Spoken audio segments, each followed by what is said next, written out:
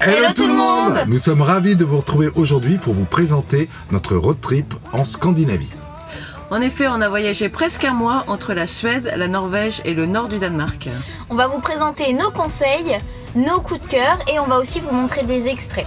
Nous allons également aborder la partie budget de ce voyage ainsi que le ressenti de chacun. Vous êtes prêts? C'est parti!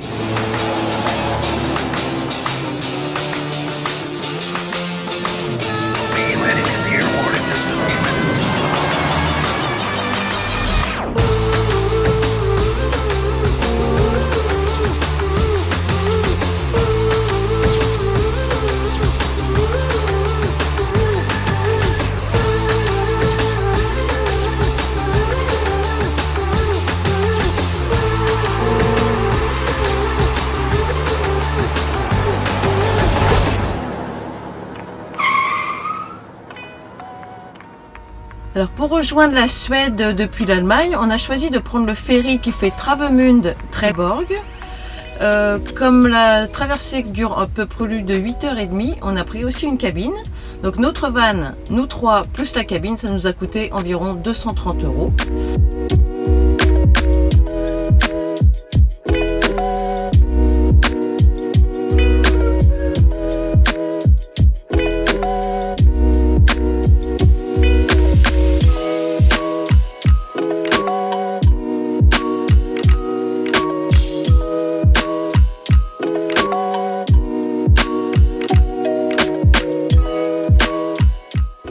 Alors à Malmö, on était dans un super camping, juste à côté du pont qui relie la Suède au Danemark. Ensuite, le jour d'après, on a été à Malmö ville. Donc c'est une petite ville très calme, pas très touristique, mais ça reste joli. Après ce passage à Malmö, on s'est dirigé directement vers le lac Bolmen, qui est le 10e plus grand lac de Suède, où on a pu tester la pêche pendant quelques jours.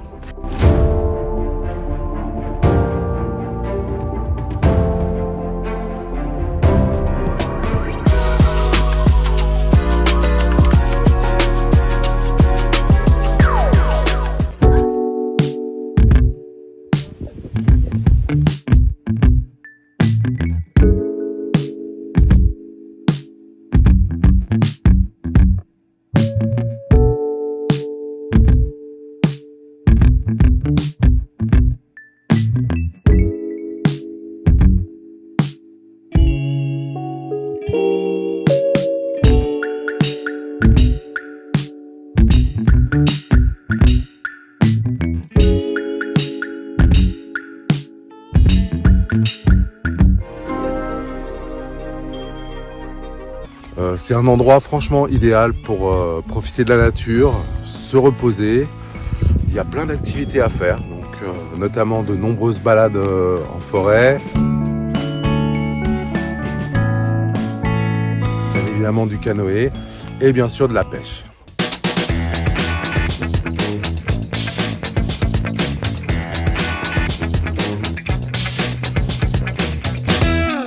Oh, vas-y! Putain! T'en avais un? Ouais, j'en Il y en avais avait un. un qui avait chopé. J'en avais un qui l'a échappé. Là, je crois que ça va mordre. Il reprend espoir malgré la Ah bah ouais, bah là, j'en avais un. Après le lac Bolmen, nous sommes allés au bord du fjord Gullman, à Fossen, dans un camping juste au bord du fjord. Le temps d'attendre Alexis qui nous rejoignait à la gare du Devala. On a passé quelques jours là et après on est parti vers le nord.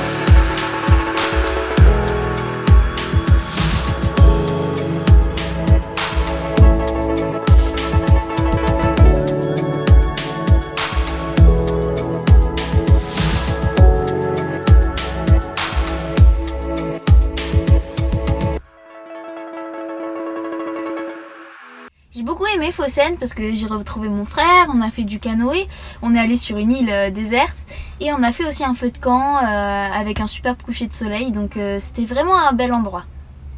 Donc pour continuer notre périple, on est allé à Fialbacca. C'est une petite ville balnéaire avec plein de maisons colorées, avec un beau port qui fait partie d'un archipel. Vous avez aussi un point de vue, donc il faut monter pas mal de marches, mais à la fin vous avez un super panoramique sur la ville et sur l'archipel, c'est vraiment magnifique.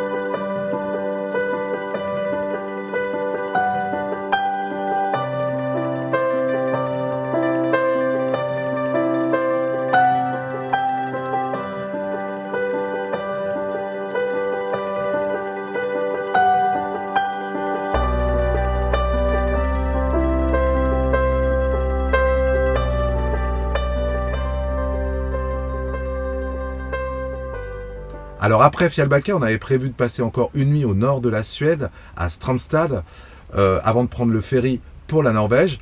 Donc malheureusement, ça c'est un des problèmes quand on est en haute saison. Le camping où on avait prévu d'aller était complet. Donc du coup, on a dû changer un peu nos plans à la dernière minute et on a pris directement le ferry direction la Norvège à Sandfjord à 17 h. Donc après, quand on est arrivé là-bas, on a eu un autre problème, c'est de trouver aussi un camping où il y avait de la place. Donc on a réussi à en trouver un qui se trouvait à environ 20 minutes de l'arrivée du bateau. Et là encore, c'était la dernière place qui restait. On s'est retrouvé dans un endroit très exigu où il y avait très peu de place. Maintenant, pour parler un petit peu de la traversée très sympa. Elle coûte environ 40 €, elle dure 3 heures. L'avantage de le faire vers 17 h, c'est qu'on peut profiter des paysages et du coucher de soleil. Et donc on vous conseille plutôt de faire tout le tour par la route qui représente environ 3h30 de route, de faire 3 heures de ferry. Et là vraiment au niveau du prix, vous vous y retrouvez. Alors j'ai un super bon plan à vous faire partager. On nous avait dit qu'en Norvège les prix étaient très élevés, donc on a fait nos courses en Suède juste avant de partir, avant de prendre le bateau. Et là c'est une petite erreur parce que sur le bateau il y a un réel supermarché avec de la viande, avec tout en détaxé. Et c'est vraiment très intéressant de faire le plein de nourriture avant d'attaquer la Norvège. C'était la journée la plus chaude de la saison. Demain je sais pas exactement où on va, mais on va commencer à monter en Norvège.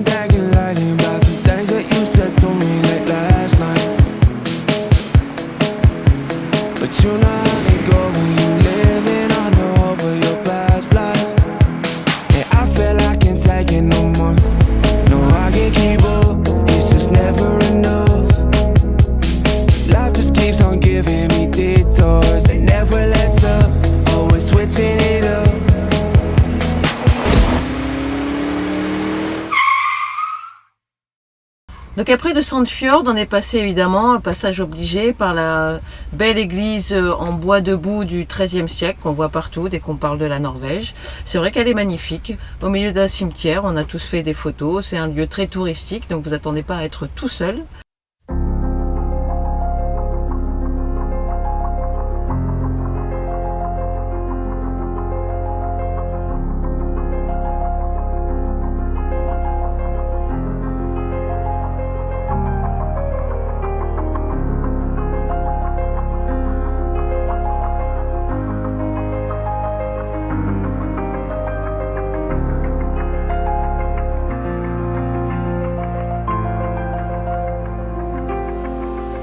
Et ensuite, on a été jusqu'à Amot, dans un petit camping au bord d'un petit lac. Alors Amot, Donc Amot, c'était un tout petit camping, donc carrément tu te plaçais et il passait 2 fois dans la journée et après tu payais, enfin voilà. Donc nous, on a sorti le canoë bien sûr, vu qu'il y avait un lac juste devant. On a fait de la pêche, on a essayé de pêcher et on a pêché notre premier poisson. 3, et c'est moi qui l'ai pêché en plus, hein. C'est pas papa, hein. C'est moi.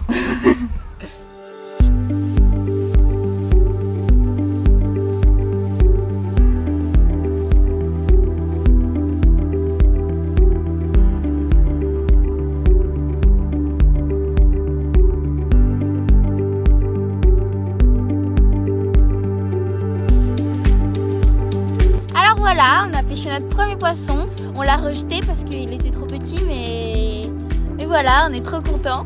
Ça fait combien? Une semaine qu'on essaie d'en pêcher un. Donc j'ai pêché 2 truites.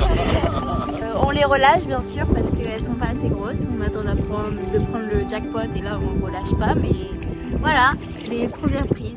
Donc pendant notre séjour, on a fait une boucle donc qui passait de Amot, Roland, où on a vu un petit village vraiment sympa avec des maisons d'époque. Donc c'est sympa parce que leur maison d'époque, c'est des petites maisons en bois avec le toit qui a de l'herbe dessus. Donc c'est vraiment sympa. Et après, on est allé à Okeli où on a fait une petite balade de 10 minutes qui était sympa. Après, il y avait quelques nuages, mais c'était quand même joli. Et après, on est revenu à Amot et ça nous a fait une journée qui était très jolie.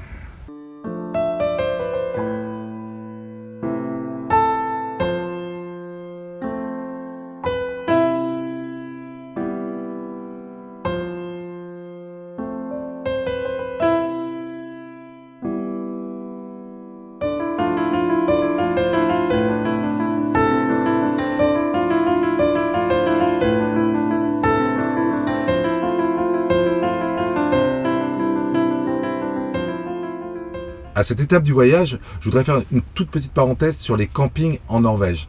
Donc, contrairement à la Suède où le pays est très bien équipé au niveau touristique avec beaucoup de campings, avec des emplacements très sympas, en Norvège, les 3/4 des campings sont au bord des routes. Donc, on a eu beaucoup de mal à trouver des endroits sympas pour pouvoir se poser.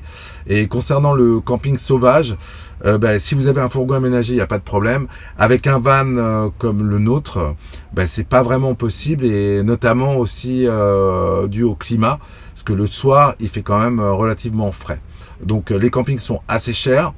Faut compter même pour des places sur un camping au bord de la route, environ 40 € la nuit.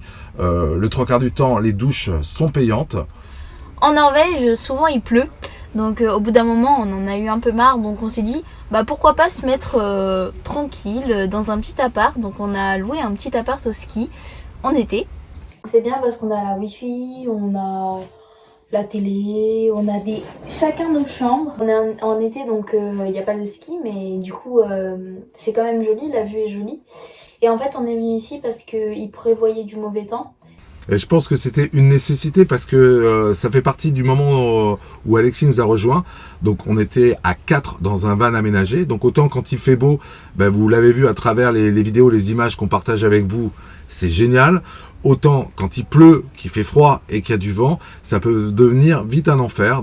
C'est vrai que c'était pas mal de retrouver chacun son espace, d'avoir une vraie cuisine, on a pu faire des gâteaux, enfin bon, on s'est occupé de toute façon puisqu'il faisait pas beau dehors. On a à peine mis le nez dehors, mais du Airbnb, on avait une très belle vue sur la magnifique cascade de Rolldal. Donc après notre Airbnb, on est retourné sur la route pour aller à Andredal.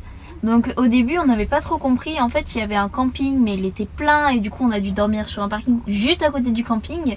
Donc on avait quand même sanitaire et douche, mais en plus il pleuvait donc on n'était pas au max du confort, on avait quitté le Airbnb, ça se voyait.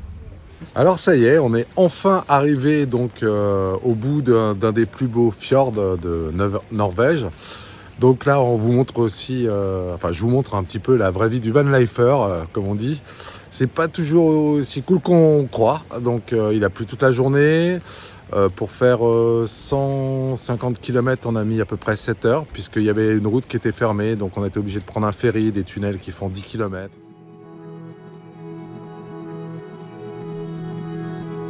Tonight I leave familiar for the great unknown. Got a couple broken arrows and my hair is grown since you saw me last, talking on an old flip phone.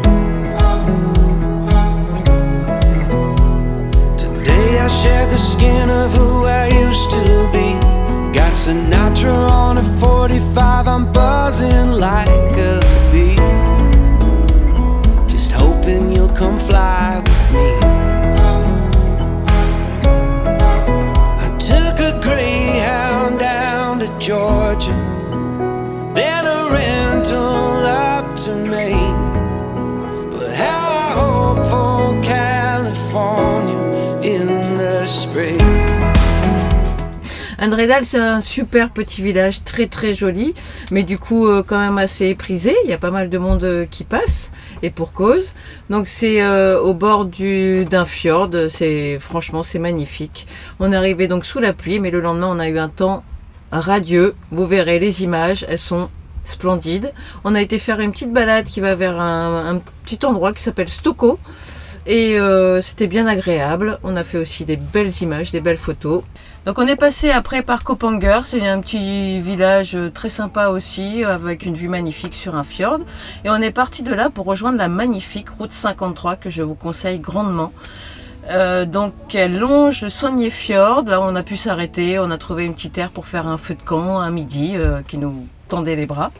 Et après on est monté, là on est arrivé sur les plateaux au bord du lac Twin, T-Y-I-N. Et là franchement on en a pris plein les yeux, on a mis les pieds dans la neige. Si vous passez par là, prenez vraiment cette route 53.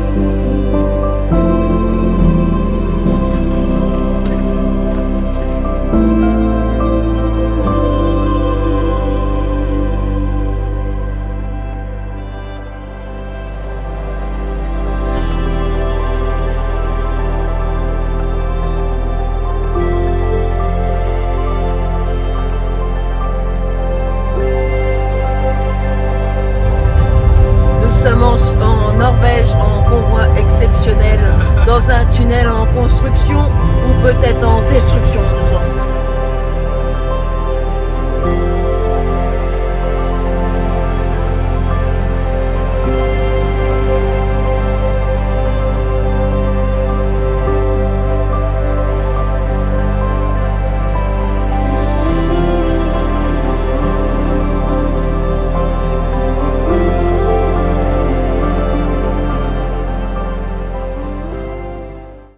Donc la nature. Au bout d'un moment, on voulait faire une ville. Donc au début, on devait aller à Stockholm, sauf qu'en fait, vraiment, ils prévoyaient un mauvais temps là-bas. Donc on s'est dit, bah, vous voulez faire une ville? On fait Oslo. Donc on a fait Oslo. Alors Oslo, assez sympa comme ville. Ça nous a fait du bien de voir un peu de monde. Tout le port est vraiment sympa. L'opéra est vraiment sympa. Et on a fait une pause de 2 jours. Tous les campings étaient complets. Donc comme on voulait absolument faire cette ville, on a fini par dormir sur le port d'Oslo, sur les campings réservés aux gens qui attendent pour prendre le ferry. Donc on a passé 2 jours sans douche. On était obligé d'aller dans les toilettes publiques à 5 minutes à pied. Et aussi on était sur le parking, quoi. On se faisait pas à manger. Alors il faut savoir quand même que la place de parking, même si on a dormi donc sur un parking sans service près du port, est à 28 € la journée. Mais ça vaut quand même le coup pour passer 48 heures à Oslo.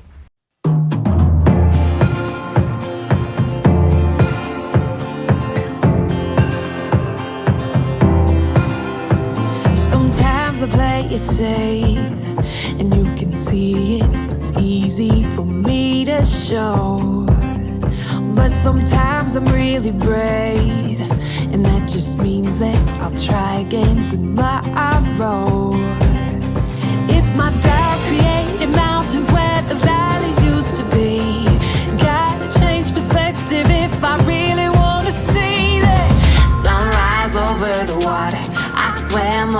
and under. Get lost in all the wonder, never call it quits, no. When life hit me apart, I went faster and farther. I just gotta remember I was made for this.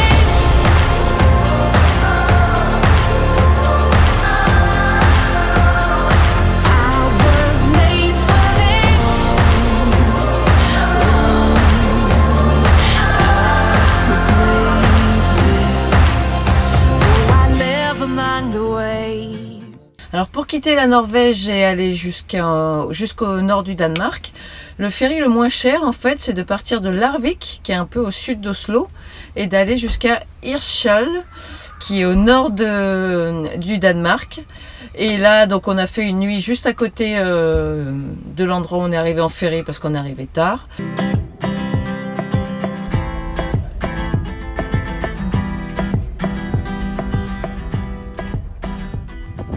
Donc là on est bien arrivé au Danemark, je sais pas si vous allez bien entendre vu qu'il y a du vent. Et on a mangé dans le ferry, donc là on a juste à dormir ce soir. Et on avait déjà fait le Danemark l'été dernier et là on va faire une partie qu'on n'avait pas eu le temps de faire. Et après, de toute façon on n'y reste pas trop longtemps au Danemark.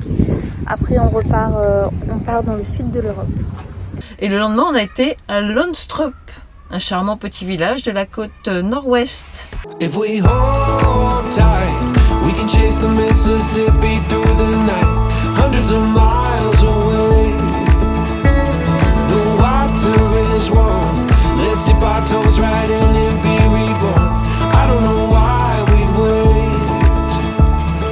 Grab some glasses and the atlas, we can prove we're smarter than a phone. Let's go where there's no reception, see if we can make it on our own. Breathe deep in your chest. If we hold tight, we can chase the Mississippi through the night, hundreds of miles away. The water is warm, let's dip our toes right in and be reborn. I don't know why.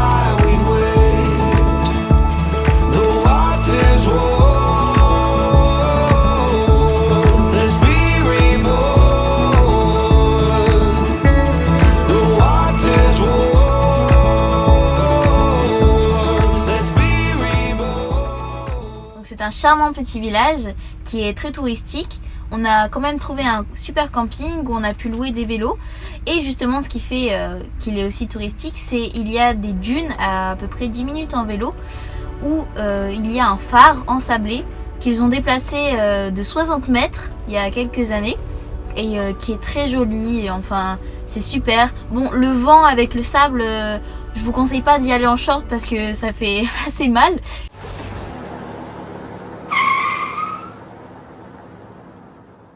J'ai trouvé que la Scandinavie était bien préparée pour le tourisme. C'est-à-dire qu'il y a vraiment des endroits où on peut s'arrêter, les campings sont bien équipés, les gens sont très gentils, très sympathiques. Au niveau de la Norvège, si vous êtes en van aménagé, je crois que c'est pas vraiment adapté. Et d'ailleurs, on a vu beaucoup de gens voyager sur ce pays en particulier avec des fourgons aménagés complètement autonomes, notamment pour une question de climat, parce que le temps peut être très changeant. La conduite se fait assez facilement. Bon, les limitations de vitesse sont assez basses, donc là, il faut vraiment faire attention parce que si vous faites toper en excès de vitesse, ça peut vous coûter très cher. Le Danemark, c'est un petit peu comme la Suède, bien équipé au niveau camping. Le seul problème, c'est les tarifs, parce qu'au niveau des tarifs, notamment en Norvège, c'est extrêmement cher. À partir de là, je vous conseille de faire plutôt les courses avant et puis d'être plutôt autonome à ce niveau-là. Au niveau des paysages, la Norvège m'a vraiment bluffé. Je dirais que je suis pas du tout déçu de ce voyage. Ce road trip a été vraiment très sympa. Maintenant, si c'était à refaire, ça serait bien évidemment avec un fourgon aménagé. Ça permettrait certainement d'alléger le budget et de pouvoir s'arrêter un petit peu n'importe où. Donc mon ressenti à moi, c'est vraiment, j'en ai pris plein la vue. Donc vraiment, surtout la Norvège en fait, je me suis rendu compte. Parce qu'en fait la Suède, on n'a pas vraiment cherché dans le fond de la Suède, on peut dire. Mais la Norvège, on y a passé pas mal de temps. Et vraiment, les paysages étaient vraiment incroyables. Alors moi, mon ressenti, c'est vrai que la Norvège, les paysages sont magnifiques. On en a vraiment pris plein les yeux.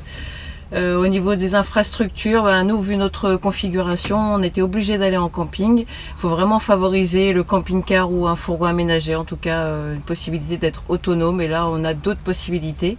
Nous, on était obligé d'aller en camping. Ça a quand même bien alourdi notre budget. En parlant de budget, on est à peu près autour des 130 € par jour. Sur la Scandinavie en général. Donc sur notre séjour, on a à peu près dépensé quand même 2700 €, tout compris, nourriture, ferry, essence quand même. On a une période où l'essence en Norvège était à 2,50 €. D'ailleurs, une petite parenthèse à ce sujet-là, en Norvège, surtout faites attention tous les jours au prix de l'essence parce qu'elle peut varier. Elle peut varier de 20 à 30 centimes et sur un plein quand même ça fait la différence. Au niveau nourriture et courses, en Norvège la viande, le poisson, les produits de la mer sont très très chers. C'est vraiment le pays le plus cher au niveau des courses qu'on a rencontré. On a essayé de favoriser pourtant les produits locaux, etc. Mais on avait quand même une bonne facture à chaque fois qu'on sortait du supermarché. Au niveau de la Suède, le plus beau souvenir c'est autour de Fjällbacka avec son archipel. Là c'est vraiment magnifique. Ça vaut le coup d'avoir un bateau et d'aller vraiment faire un tour à la découverte de l'archipel. Et le Danemark on avait déjà fait, mais le petit bout qu'on a fait avant d'être poussé par le mauvais temps vers le sud, c'était bien agréable. Et d'une manière générale les Scandinaves sont accueillants, prennent le temps de vivre. Et vraiment, on voit qu'ils apprécient l'été et le soleil. Dès qu'il y a un rayon de soleil, tout le monde se met à bronzer. Et donc c'est ainsi que se termine ce road trip en Scandinavie. Donc après pour des questions de météo, parce que faut savoir qu'ils prévoyaient encore du mauvais temps, de la pluie et du froid. Donc on a décidé d'un peu de changer nos plans et c'est ça l'avantage d'être en van life et de ne pas prévoir son voyage. On a décidé donc de redescendre par l'Allemagne en Tchéquie et ceci fera l'objet d'un prochain épisode.